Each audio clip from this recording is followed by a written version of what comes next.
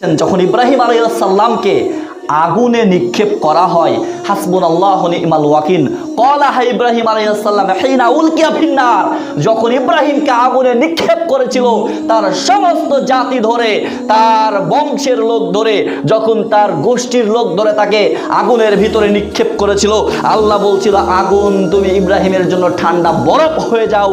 এটা শুধুমাত্র আল্লাহর প্রতি বিশ্বাস এবং ভরসার কারণেই হয়েছে। এটা আমার ক্ষেত্রে হতে পারে, আপনার ক্ষেত্রে হতে পারে, কিন্তু বিশ্বাস আজকে আমাদের মুখে আমরা বলি আওড়াই যে আল্লাহর প্রতি আমাদের যথেষ্ট বিশ্বাস আছে, আল্লাহর প্রতি আমরা যথেষ্ট বিশ্বাস করছি। ভাই, আপনি যখন বলেন যে আল্লাহর প্রতি যথেষ্ট বিশ্বাস আছে, এই কথা বলার পরে পরে আপনার মনের ভেতর একটু খুঁতখুঁতা যে আদৌ কি জিনিসটা হবে? আছে না এরকম? আমরা মানুষ কেন হয় এটা জানেন? আমাদের ইমানই দুর্বলতার কারণে এটা হয়। আমাদের ইমানটা অত্যন্ত নড়বড়ে, অত্যন্ত দুর্বল একটি ইমান। সেই ইমানের কারণে ইব্রাহিম আলাইহিস সালামের মতো, মুহাম্মদ সাল্লাল্লাহু আলাইহি ওয়াসাল্লামের মতো আমরা কি আমাদের জীবনে পরীক্ষার সম্মুখীন হয়েছি? তাকে যে আগুনে ফেলা হয়েছে, মুহাম্মদ সাল্লাল্লাহু আলাইহি ওয়াসাল্লামকে যে আপনার কুরাইশরা এই গ্রাম ছাড়া করতে চেয়েছিল, মুহাম্মদ সাল্লাল্লাহু আলাইহি ওয়াসাল্লাম দুঃখ করে বলছেন আওয়া মুখরিজিয়া, তারা কি আমাকে সত্যি সত্যি গ্রাম থেকে বের করে দেবে? এটা কি সম্ভব? মানে গ্রামের প্রতি মায়া মহাব্বত ভালোবাসা, তারা কি আমাকে সত্যি সত্যি গ্রাম থেকে বের করে দেবে? এই যে আল্লাহর প্রতি বিশ্বাস ছিল, যে আল্লাহর প্রতি যদি ভরসা রাখেন তাহলে আপনার আমার কাজ হবে মুসা আলাইহিস সালামের মতো, কারণ তারা আমার মতো আপনার মতো কোনো পাপী বান্দা ছিলেন না। তাদের গুনাহ খাতা ক্ষমা করা ছিল, তাদের গুনাহ খাতা ক্ষমা করা ছিল। আল্লাহ প্রত্যেকটি নবী রাসূলকে মরণের সময় একটা ইখতিয়ার দিয়েছিলেন। আল্লাহ বলেছিলেন মালাকুল মউতকে দিয়ে যে তুমি যাও, গিয়ে জিজ্ঞাসা করো নবী আপনি কি আপনার উম্মতের সাথে দুনিয়াতে থাকবেন, নাকি আপনি মানে ওই কালে গিয়ে আপনি জান্নাতের বাগবাগিচায় থাকবেন, জান্নাতের অবস্থায় থাকবেন? তখন সমস্ত নবীকে এই ইখতিয়ার দেওয়া হলে নবীরা তখন বলছে যে আমরা আমার প্রিয়তম রবের সাথে সাক্ষাৎ করতে চাই, উম্মতদের সাথে না। কেন?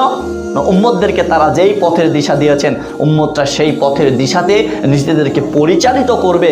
কিন্তু তাদের যে হায়াত ছিল, এই হায়াতের পরেও আল্লাহ পাক রব্বুল আলামিন তাদেরকে আরেকটা ইখতিয়ার দিয়েছিলেন, কিন্তু সমস্ত নবীর কথা যে না আমরা সেখানে থাকবো। মুহাম্মদ সাল্লাল্লাহু আলাইহি ওয়াসাল্লাম যখন মেরাজে গেলেন, ঘটনা সবাই জানেন আপনারা, মেরাজে গেলেন তখন সমস্ত নবীর সাথে সাক্ষাৎ হয়েছিল তো, তাই না? মুসা নবীর জন্য আমরা 5 ওয়াক্ত সালাত পেয়েছি, মুসা নবী বারবার রিকোয়েস্টের জন্য।